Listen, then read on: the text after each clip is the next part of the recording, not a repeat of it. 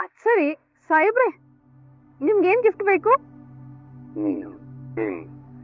ನೀನು ಕ್ಷೇಮವಾಗಿ ಹೋಗಿ ಕ್ಷೇಮವಾಗಿ ವಾಪಸ್ ಬಂದ್ರೆ ಅಷ್ಟೇ ಸಾಕು. ಓ ಯಾಕಪ್ಪ, ನಾನು ನನ್ನ ಹುಡುಗಿನು ಕ್ಷೇಮವಾಗಿ ವಾಪಸ್ ಬರೋದು ಬೇಡವಾ? Hello, I Nancy. Yeah, I haven't checked. I will check right now. Rachi, ಎಲ್ಲಿಗೆ ಹೋಗ್ತಿದ್ಯೋ? ತಿಂಡಿ ತಿನ್ಕೊಂಡು ಹೋಗೋ. ಯಾಕೆ ಹೋದಾ? ಪ್ರಾಬಬ್ಲಿ ಯಾವುದೋ ಎಮರ್ಜೆನ್ಸಿ ಕೇಸ್ ಇರ್ಬೋದು, ಅದಕ್ಕೆ ಅಷ್ಟು ಅರ್ಜೆಂಟಾಗಿ ಹೋಗಿರ್ಬೋದು. ಯಾರು ಅಷ್ಟೊಂದು ಟೆನ್ಷನ್ ಆಗಬೇಡಿ, ಆರಾಮಾಗಿರಿ. ಸರಿಮಾ, ನಾನು ಹೊರಡ್ತೀನಿ. ಭೂಮಿ, ನನಗೆ ಹಾಸ್ಪಿಟಲ್ ಡ್ಯೂಟಿ ಇವತ್ತು. ನೀನು ಹೊರಡೋ ಟೈಮಲ್ಲಿ ನಾನು ಮನೆಗೆ ಬಂದ್ಬಿಡ್ತೀನಿ. ಸರಿ ಸಾಹೇಬ್ರೆ, ಪರವಾಗಿಲ್ಲ, ಚೇತರಿಸ್ಕೊತಾ ಇದ್ದಾರೆ. ನಾಳೆ ಡಿಸ್ಚಾರ್ಜ್ ಕೇಳ್ಬಿಡಿ. ಡಾಕ್ಟರ್ ಹೇಳಿ.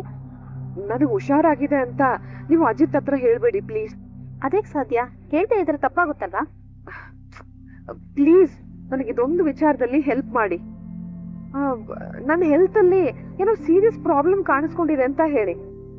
ಇನ್ನೊಂದು 10 days ಇಲ್ಲೇ ಹಾಸ್ಪಿಟಲ್ ಅಲ್ಲಿ ಇರಬೇಕು ಅಂತ ಹೇಳಿ. ಇಷ್ಟರಲ್ಲಿ ನಾನು ಹೇಗಾದ್ರೂ ಬೇಗ ಅರೇಂಜ್ಮೆಂಟ್ ಮಾಡ್ತೀನಿ. ನೀವ್ ನನಗೆ ಕೋಆಪರೇಟ್ ಮಾಡಿದ್ರೆ ಬ್ಯಾಂಗ್ಳೂರಲ್ಲಿ ನೀವು ಇಷ್ಟಪಟ್ಟಿರೋ ಹಾಸ್ಪಿಟಲ್ನ ನಿಮ್ ಹೆಸರಿಗೆ ಮಾಡಿಸ್ತೀನಿ. ಸರಿ, ನಮ್ ಕಡೆ ಒಬ್ರು ಬರ್ತಾರೆ, ಅವ್ರು ಒಪ್ಪಿದ್ರೆ ನನಗೆ ಓಕೆ. ಯಾರು ಸರ್? ಇವ್ರು ನನ್ನ ಹತ್ರ ಡೀಲ್ ಮಾತಾಡ್ತಾ ಇದ್ರು, ನೀವೇ ವಿಚಾರಿಸ್ಕೊಳ್ಳಿ. ಅನಾಥಾಶ್ರಮದಿಂದ ಬಂದಂತ ಒಂದು ಸಾಧಾರಣ ಹುಡುಗಿ ಡಾಕ್ಟರ್ಗೆ ಇಷ್ಟ ಆಗಿರೋ ಹಾಸ್ಪಿಟಲ್ನ ಗಿಫ್ಟ್ ಮಾಡೋಷ್ಟು ತಮ್ಮ ಹತ್ರ ಫಿನಾನ್ಷಿಯಲಿ ಸಪೋರ್ಟ್ ಇದೆ. ನೋಡು, ನೀನ್ ನಮ್ಮನೆ ಕಾಲಿಟ್ಟಿದ್ ನೆಕ್ಸ್ಟ್ ಸೆಕೆಂಡ್ ಹೇಳ್ದೆ ನೀನ್ ನಮ್ಮ ಮನಸ್ವಿನಿ ಅಲ್ಲ ಅಂತ. ಈಗ್ಲೂ ಅದೇ ಮಾತ್ಮೇಲೆ ನಿಂತ್ಕೊಂಡಿದೀನಿ. ನೀನ್ ಒಬ್ಳು ಫ್ರಾಡ್ ಅಂತ ಪ್ರೂವ್ ಮಾಡ್ಲಿಲ್ಲ ಅಂತ ಹೇಳಿದ್ರೆ ನನ್ನ ಹೆಸರು ಅಜಿತ್ ರಾಮ್ ನಾರಾಯಣ ಅಲ್ಲ. ಅಯ್ಯೋ, ಹಾಗೇನೂ ಇಲ್ಲ ಅಜಿತ್. ಅವರು ಹಾಸ್ಪಿಟಲ್ ಆಸೆಗೋಸ್ಕರ ಆದ್ರೂ ಬೇಲ್ ತಗೊಂಡು ಅಪ್ಪ ಹತ್ರ ಬರ್ಬೋದು ಅಂತ. ಇನ್ನೊಂದ್ಸಲಿ ನಿನ್ ಬಾಯಲ್ಲಿ ಶ್ರವಣ್ ಮಾವನ ಅಪ್ಪ ಅಂತ ಕರೆದ್ರೆ ದವಡೆ ಹಲ್ಲೆಲ್ಲ ಹೊಡೆದಾಕ್ಬಿಡ್ತೀನಿ. ನೋಡು, ನಿನ್ ನಾಟ ಇಲ್ಲಿವರೆಗೂ ಸರಾಗವಾಗಿ ನಡೆದಿದೆ, ಆದ್ರೆ ಇನ್ ಮುಂದೆ ನಡೆಯೋದಕ್ಕೆ ನಾನು ಬಿಡಲ್ಲ, ಆಗದೂ ಇಲ್ಲ. ಇದು ನಿನ್ನ ಅಂತ್ಯ ಅನ್ಕೋ. ಅಜಿತ್ ಪ್ಲೀಸ್ ಅಜಿತ್. ಸೀರೆ ಇಟ್ಕೊಂಡಿದೀನಿ, ಸ್ವೆಟರ್ ಇಟ್ಕೊಂಡಿದೀನಿ, ಬ್ರಷು, ಪೇಸ್ಟ್, ಶಾಲು, ಗ್ಲೌಸು, ಆಮೇಲೆ ಜಿಮ್ ಡ್ರೆಸ್ಸು ಎಲ್ಲ ಇಟ್ಕೊಂಡಿದೀನಿ ಅನ್ಸುತ್ತೆ. ಏನು ಮಾಡ್ತಿಲ್ಲ, ಆದ್ರೂ ಏನೋ ಮಿಸ್ ಆಗಿದೆ ಅನ್ಸ್ತಿದ್ಯಲ್ಲ. ಹಾ ಸಾಹೇಬ್ರೆ, ಎಲ್ಲ ಇಟ್ಕೊಂಡಿದೀನಿ. ತಟ್ಟಿ ತಟ್ಟಿ ತಟ್ಟಿ. ಇಲ್ಲಿ ಸಾಹೇಬ್ರು ಇಲ್ಲ, ಅವ್ರು ಇದಾರೆ ಅನ್ನೋ ತರನೇ ಕಲ್ಪನೆ ಮಾಡ್ಕೋತಿದ್ಯಲ್ಲ ನೀನು. ಆದ್ರೂ ಏನೋ ಮಿಸ್ ಆಗ್ತಿದ್ಯಲ್ಲ. ದಿನ ಬೆಳಿಗ್ಗೆ ಎದ್ದು ಒಂದ್ಸಲ ಮುಖ ನೋಡ್ಲಿಲ್ಲ ಅಂದ್ರೆ ನನಗ್ ಸಮಾಧಾನನೇ ಆಗೋದಿಲ್ಲ ಸಾಹೇಬ್ರೆ. ನಮ್ಮಿಬ್ರದ್ದು ಒಪ್ಪಂದದ ಮದ್ವೆ ಆಗಿರ್ಬೋದು, ಆದ್ರೆ ನನ್ನ ಪಾಲಿಗೆ ನೀವೇ ಮೊದ್ಲು, ನೀವೇ ಕೊನೆ. ನಾವಿಬ್ರು ಪ್ರೀತಿ ಇಲ್ಲದೆ ಮದ್ವೆ ಆಗಿರ್ಬಹುದು, ಆದ್ರೆ ಈ ಜನ್ಮಕ್ಕೆ ನೀವೇ ನನ್ ಗಂಡ. ನಮ್ಮಿಬ್ರ ಮದ್ವೆ ನೀವು 1 ವರ್ಷದಲ್ಲಿ ಮುಗ್ದೋಗ್ಬಿಡ್ಬಹುದು. ನಿಮ್ ಕೈಯಲ್ಲಿ ನಾನು ತಾಳಿ ಕಟ್ಟಿಸ್ಕೋಬೇಕಾದ್ರೆ ನನ್ ಮನ್ಸು ಒಂದ್ ಕಾಂಟ್ರಾಕ್ಟ್ ಹಾಕೋದು. ನನ್ನ ಕೊನೆ ಉಸಿರು ಇರೋವರೆಗೂ ನೀವೇ ನನ್ ಗಂಡ ಅಂತ. ನಿಮ್ ಆ ಕಾಂಟ್ರಾಕ್ಟ್ ಮುಗಿದ್ರು ನನ್ನ ಮನ್ಸಿನ ಕಾಂಟ್ರಾಕ್ಟ್ ಕೆಲಸ ಇದ್ರೆ ನನ್ನ ಉಸಿರು ಇರೋವರೆಗೂ ಇವತ್ತಿಂದ ನಿಮ್ ಫೋಟೋಲೆ ನನ್ನ ಫೋನಲ್ಲಿ ವಾಲ್ ಪೇಪರ್. ಈಗ ನನ್ನ ಪ್ಯಾಕಿಂಗ್ ಕಂಪ್ಲೀಟ್ ಆಗಿ. ಏಯ್ ಬಾಯ್ ಬಾಡ್ಗಿ, ನೀನ್ ನನ್ನ ಒಪ್ಪಂದದ ಹೆಂಡತಿನೇ ಆಗಿರ್ಬಹುದು, ಆದ್ರೆ ನನ್ನ ಮನಸ್ಸು ಈ ಜನ್ಮಕ್ಕೆ ನೀನೇ ನನ್ನ ಹೆಂಡತಿ ಆಗ್ಬೇಕು ಅಂತ ಕೇಳ್ತಿದ. ಈ ಕ್ಷಣಕ್ಕೆ ನಮ್ಮ ಮದುವೆ ಕಾಂಟ್ರಾಕ್ಟ್ ಪೇಪರ್ಸ್ ನ ಹರಿದಾಕಿ ನನ್ನ ಜೀವನ ಪೂರ್ತಿ ನೀನೇ ನನ್ನ ಜೊತೆಗಿರು ಅಂತ ಕೇಳೋ ಆಸೆ. ಆದ್ರೆ ನನ್ನ ಮನ್ಸಲ್ಲಿರೋದನ್ನೆಲ್ಲ ಹೇಳ್ಕೊಂಡ್ಮೇಲೆ ನೀನ್ ನನ್ನ ಬಗ್ಗೆ ತಪ್ಪು ತಿಳ್ಕೊಬಹುದು ಅನ್ನೋ ಒಂದ್ ಸಣ್ಣ ಭಯ.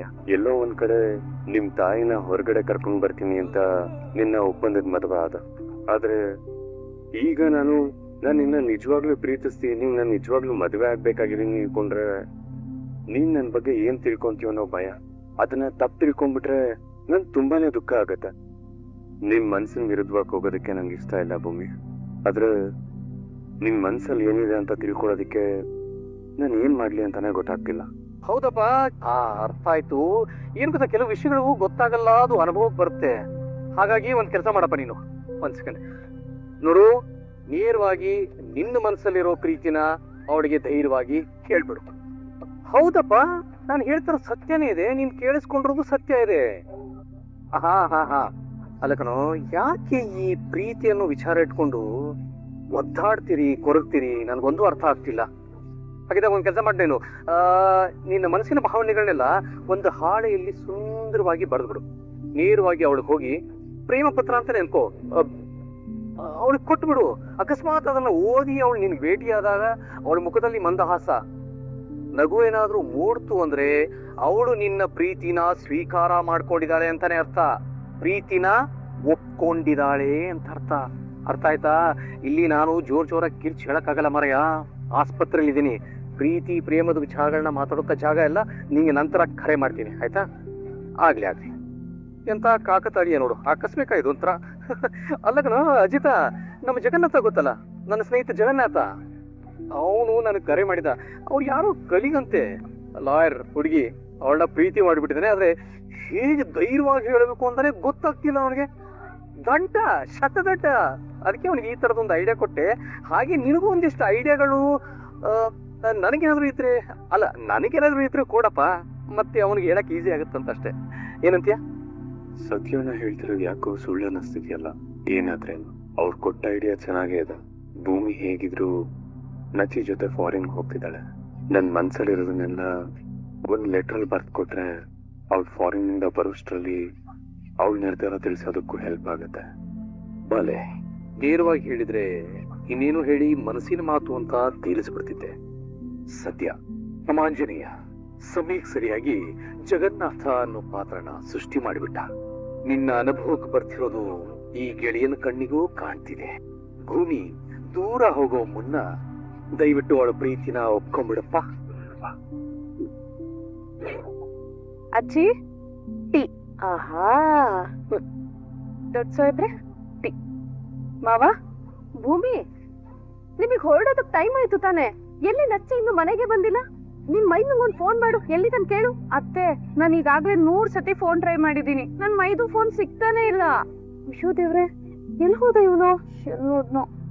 ಅಜ್ಜಿ, ಅರೆ ಅಪ್ಪು, ಏ ಅಪ್ಪು, ಏನೇ ಇದು ದಿಢೀರಂತ ಬಂದ್ಬಿಟ್ಟಿದ್ಯಾ? ಬರ್ತಿದ್ದೀನಿ ಅಂತ ಒಂದ್ ಮಾತು ಹೇಳಿಲ್ಲ, ಏನಾಯ್ತು? ಶೂ, ಅದಕ್ಕೆ ಯಾಕಮ್ಮ ಇಷ್ಟೊಂದು ಟೆನ್ಷನ್ ಮಾಡ್ಕೋತಿದ್ಯಾ? ಹೆದರ್ಕೋಬೇಡ, ನಾನೇನ್ ಇಲ್ಲೇ ಟೆಂಟ್ ಹಾಕಕ್ ಬಂದಿಲ್ಲ. ನನ್ ಗಂಡನ ಮನೆ ಇಲ್ಲೇ ಪಕ್ಕದ ಏರಿಯಾದಲ್ಲಲ್ವಮ್ಮ ಇರೋದು. ನಾನು ಯಾವಾಗ ಬೇಕಾದ್ರೂ ಬರ್ಬೋದು, ಯಾವಾಗ ಬೇಕಾದ್ರೂ ಹೋಗ್ಬೋದು. ನಚ್ಚಿ ಹೇಗಿದ್ರು ಫಾರಿನ್ಗೆ ಹೋಗ್ತಿದ್ದಾನಲ್ಲ, ಅವನಿಗೆ ಬಾಯ್ ಹೇಳೋಣ ಅಂತ ಬಂದೆ ಅಷ್ಟೇ. ನಚ್ಚಿ ಎಲ್ಲಿ? ಎಲ್ಲಿ ನಚ್ಚಿ? ನಚ್ಚಿ ಬೆಳಗ್ಗೆ ಯಾವ್ದೋ ಫೋನ್ ಬಂತು ಅಂತ ಹೋದವನು, ಇಷ್ಟೊತ್ತಾದ್ರೂ ಮನೆಗೆ ಬಂದಿಲ್ಲ ಅವನು. ಅಪ್ಪ, ನಚ್ಚಿ ಲಗೇಜ್ ಪ್ಯಾಕ್ ಆಗಿದೆಯಲ್ವೋ ನೋಡೋಣ ಬನ್ನಿ. ಅಯ್ಯೋ ಬನ್ನಿ ಅಪ್ಪ. ಅಜ್ಜಿ ನೀವು ಬನ್ನಿ, ನಾನು ವಾಪಸ್ ಬರೋವರೆಗೂ ನೀವು ಕಾಲ್ ನೋವು ಅಂತಾನೆ ಹೇಳ್ಬಾರ್ದು. ಆ ರೀತಿ ಚೆನ್ನಾಗಿ ಕಾಲಿಗೆ ತೈಲ ಹಚ್ಚಿ ಮಸಾಜ್ ಮಾಡ್ಬಿಡ್ತೀವಿ. ಎಂತ ಬಂಗಾರದಂತ ಹುಡುಗಿಯಮ್ಮ ನೀನು. ಎಂಥ ಸಂದರ್ಭದಲ್ಲೂ ಮನೆಯವ್ರ ಕಾಳಜಿ ಮಾಡೋದ್ ಮಾತ್ರ ನೀರಲ್ಲ. ನಾವೆಲ್ರು ನಿಜವಾಗ್ಲೂ ಪುಣ್ಯ ಮಾಡಿದೀವಮ್ಮ ನಿನ್ನನ್ನ ಸೊಸೆಯಾಗಿ ಪಡೆಯೋದಕ್ಕೆ. ಬನ್ನಿ ಬಾ. ಸತ್ಯನಾ, 5 ನಿಮಿಷ ನಿಮ್ಗೂ ಟೀ ಮಾಡ್ಕೊಡ್ತೀನಿ. ಸದ್ಯ ಚಹಾ ಅಂಗಡಿಗೆ ಹೋಗು ಅಂತ ಹೇಳಿಲ್ವಲ್ಲ? ಬನ್ನಿ.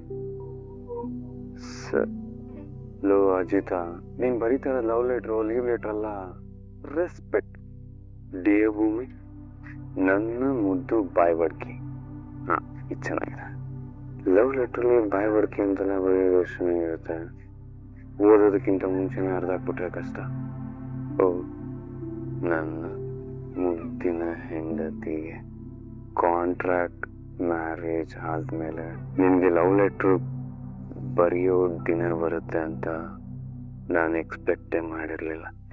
ಮೊದಲನೇ ಸಲ ದೇವಸ್ಥಾನದಲ್ಲಿ ಭೇಟಿ ಆದಾಗ ಆ ಭೇಟಿನ ಮುನ್ನ ಇಲ್ಲಿವರೆಗೂ ಕರ್ಕೊಂಡ್ಬರುತ್ತೆ ಅಂತ ನನ್ನ ಜೀವನದಲ್ಲಿ ಅನ್ಕೊಂಡಿರ್ಲಿ. ನಿನ್ ಸ್ವಾಭಿಮಾನ, ನಿನ್ ಛಲ, ನಿನ್ ಹಠ, ಸ್ವಲ್ಪ ಪೆದ್ದುತನ, ಇದೆಲ್ಲನೂ ನಂಗೆ ತುಂಬಾ ಇಷ್ಟ. ಅದ್ರ ಜೊತೆ ಈ ಮನೆಯವರೆಲ್ಲ ನಿನ್ನ ಇಷ್ಟಪಡುವಂತ ನೀನ್ ಒಳ್ಳೆತನ, ಇದೆಲ್ಲನೂ ನಂಗೆ ಇಷ್ಟ ಆಯ್ತು. 1 ವರ್ಷ ಆದ್ಮೇಲೆ ನೀನ್ ನನ್ನ ಬಿಟ್ಟು ಹೋಗ್ತೀಯ ಅನ್ನೋದನ್ನ ನಾನು ಇಮ್ಯಾಜಿನ್ ಮಾಡ್ಕೊಳ್ಳೋದಕ್ಕೂ ಆಗ್ತಿಲ್ಲ ಭೂಮಿ.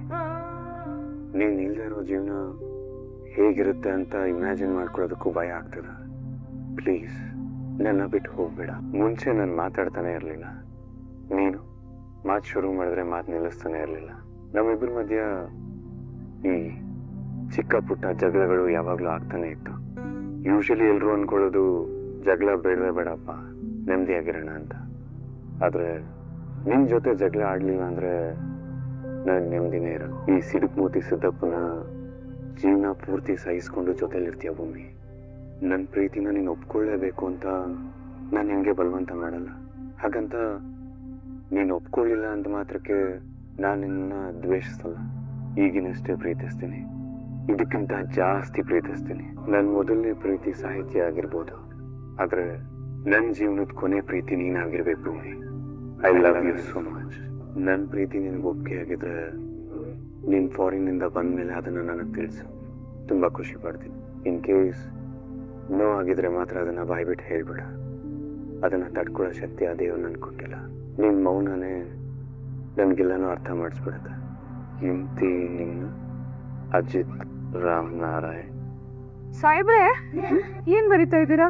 ನಿಂಗೆ ಲವ್ ಲೆಟರ್. ಹಾ? ಐ ಮೀನ್ ಬೆಳಗ್ಗೆ ನಿಮ್ಗೆ ಏನ್ ಬೇಕು ಕೇಳಿ ನಾನು ಕೊಡಿಸ್ತೀನಿ ಅಂತ ಹೇಳ್ತೀಯಲ್ಲ, ಅದಕ್ಕೆ ನನ್ಗೇನೇನ್ ಬೇಕೋ ಅದನ್ನ ಈ ಲೆಟರ್ ಬರ್ದಿಟ್ಟಿನಿ. ನೀನು ಓದ್ಬಿಟ್ಟು ನನ್ಗಿದನ್ನ ಕೊಡೋದಕ್ಕಾಗತ್ತಾ ಇಲ್ವಾ ಹೇಳು. ನನ್ ಕೈಯಿಂದ ಕೊಡಕ್ಕಾದ್ರೆ ಖಂಡಿತವಾಗ್ಲೂ ತಗೊಂಡ್ ಬರ್ತೀನಿ. ನೀನ್ ಇದನ್ನ ನಿನ್ ಫ್ಲೈಟ್ ಅಲ್ಲಿ ಕುತ್ಕೊಂಡ್ಮೇಲೆ ಓದ್ಬೇಕು. ಅಲ್ಲಿವರೆಗೂ ಇದನ್ನ ಓಪನ್ ಮಾಡ್ಬೇಡ. ಏನ್ ಸಾಹೇಬ್ರೆ ಇದು ಇಷ್ಟೊಂದು? ಇದು ನನ್ ಪರ್ಸನಲ್, ನೀನ್ ನೋಡೋ ಹಾಗಿಲ್ಲ. ಹಾಗಾದ್ರೆ ಅಂತದೇನಿದೆ ಅದ್ರಲ್ಲಿ?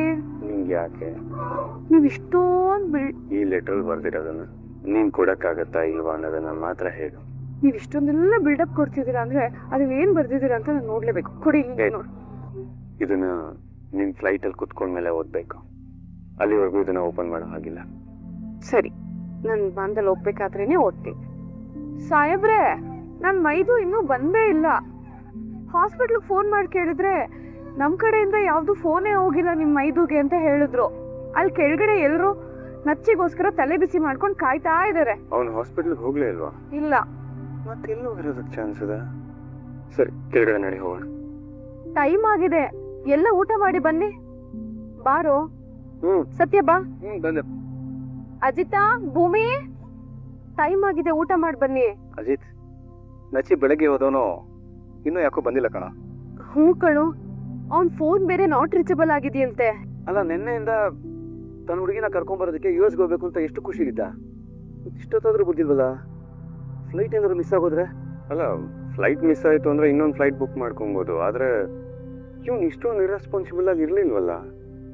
ಅದೇನೋ ನಿಜ, ಆದ್ರೆ ಎಲ್ಲೋ ಏನೋ ಎಡವಟ್ಟಾಗಿದೆ ಅನ್ಸುತ್ತೆ. ನನ್ನ ಹತ್ರ ಅವ್ನ ಹಾಸ್ಪಿಟಲ್ ನಂಬರ್ ಇದೆ, ನಾನು ಅವ್ರ ಹಾಸ್ಪಿಟಲ್ ಕಾಲ್ ಮಾಡಿ ನೋಡ್ತೀನಿ.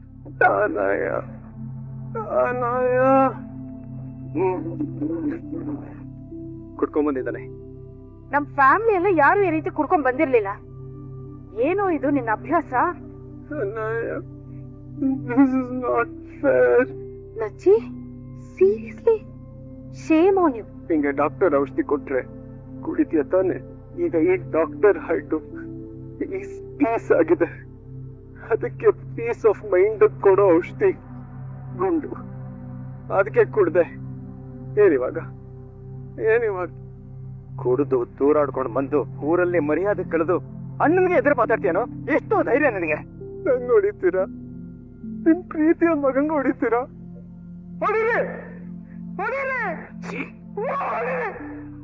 ಎಷ್ಟು ಮಾತಾಡ್ತೀಯ? ಅವ ನಿಮ್ ಕೈ ಮುಗಿತೀನಿ, ದಯವಿಟ್ಟು ಸುಮ್ನೆ ಇರಿ. ನಮ್ ನಚ್ಚಿ ಎಂತವನು ಅಂತ ಗೊತ್ತಿದ್ದು ಅಪ್ಪ ನೀವು ಅವನ ಮೇಲೆ ಕೈ ಮಾಡ್ತಿದ್ದೀರಾ. ಇವತ್ತು ಅವ್ನ ಹುಡುಗಿನ ನೋಡಕ್ ಹೋಗ್ಬೇಕಾಗಿತ್ತು. ಇವತ್ತೇ ಅವ್ನು ಕುಡ್ಕೊಂಡ್ ಬಂದಿದ್ದಾನೆ ಅಂದ್ರೆ ಖಂಡಿತವಾಗ್ಲೂ ಏನೋ ಒಂದ್ ಕಾರಣ ಇರುತ್ತೆ. ನಿಧಾನ ಕೂತು ಅವನ್ನ ಕೇಳೋಣ, ಅವನು ಅವಾಗ ಹೇಳ್ತಾನೆ. ದಯವಿಟ್ಟು ಅಲ್ಲಿವರೆಗೂ ತಾಳ್ಮೆ ಕಳ್ಕೋಬೇಡಿ, ಕೈ ಮುಗ್ದು ಕೇಳ್ಕೊತೀನಿ. ಬಾರು ಹೋಗೋಣ. ನಚ್ಚಿ ಅನಾಯ ಅಂತ ಏನೇನೋ ಹೇಳ್ತಾ ಇದ್ದ, ನಿಮ್ ಗಮನಕ್ ಬಂತಾ? ಬೆಳಗ್ಗೆ ಅವನಿಗೆ ಯಾವ್ದೋ ಒಂದು ಕಾಲ್ ಬಂತು. ಕಾಲ್ ಕಟ್ ಆದ್ಮೇಲೆ ಅವ್ನ ಮೊಬೈಲಲ್ಲಿ ಏನೋ ಸ್ವಲ್ಪ ಹೊತ್ತು ನೋಡಿ ಇಮಿಡಿಯೇಟ್ ಆಗಿ ಎಕ್ಸಿಟ್ ಆದ. ಬೆಳಗ್ಗೆ ಅವನ್ ಫೋನ್ಗೆ ಬಂದಿರೋ ಇನ್ಫಾರ್ಮೇಶನ್ಗೂ ಅನಾಯಂಗೂ ಮತ್ತೆ ಈಗ ಕುಡ್ಕೊಂಡ್ ಬಂದಿರೋದಕ್ಕೂ ಏನಾದ್ರು ಸಂಬಂಧ ಇದೆಯಾ? ಅಜಿತ, ಕಾರಣ ಏನೇ ಇರ್ಲಿ ಕಣೋ, ಅವನನ್ನ ಈ ಸ್ಥಿತಿಲಿ ನೋಡೋದಕ್ಕೆ ತುಂಬಾ ಸಂಕಟ ಆಗುತ್ತೆ ಕಣೋ. ಪ್ಲೀಸ್ ಅಳ್ಬೇಡಿ, ಸಮಾಧಾನ ಮಾಡ್ಕೊಳ್ಳಿ. ಒಂದ್ ಸ್ವಲ್ಪ ಹೊತ್ತು ಕಳೀಲಿ. ಈಗ ಅವನ್ಗೂ ಒಂದ್ ಸ್ವಲ್ಪ ಟೈಮ್ ಕೊಡೋಣ. ಕುಡ್ದಿರೋದ್ ಇಳ್ದಿರುತ್ತೆ, ನಾನೇ ಹೋಗಿ ಅವನ ಹತ್ರ ಮಾತಾಡ್ತೀನಿ. ಏನೇ ಸಮಸ್ಯೆ ಇದ್ರು ಕೂತು ಮಾತಾಡೋಣ, ಬಗೆಹರ್ಸೋಣ. ನನಗೆ ಯಾಕೆ ಹೀಗೆ ಮೋಸ ಮಾಡಿದೆ? ನನ್ನ ಜೊತೆ ಲೈಫ್ ಲಾಂಗ್ ಇರ್ಬೇಕು ಅಂತ ಎಷ್ಟು ಆಸೆ ಪಟ್ಟಿತ್ತು. I don't want to live, I want to die. ನೀನ್ ಇಲ್ದೇ ಇರೋ ಜೀವನ ನಂಗೆ ಬೇಡ ಅನಾಯ. I'm sorry. ವಿಡಿಯೋ ಇಷ್ಟ ಆಗಿದ್ರೆ ಲೈಕ್ ಮಾಡಿ, ಸಬ್ಸ್ಕ್ರೈಬ್ ಮಾಡಿ, ಎಲ್ರಿಗೂ ಕೂಡ ಶೇರ್ ಮಾಡಿ. ವಿಡಿಯೋ ನೋಡಿದ್ದಕ್ಕಾಗಿ ಎಲ್ರಿಗೂ ಕೂಡ ಧನ್ಯವಾದಗಳು.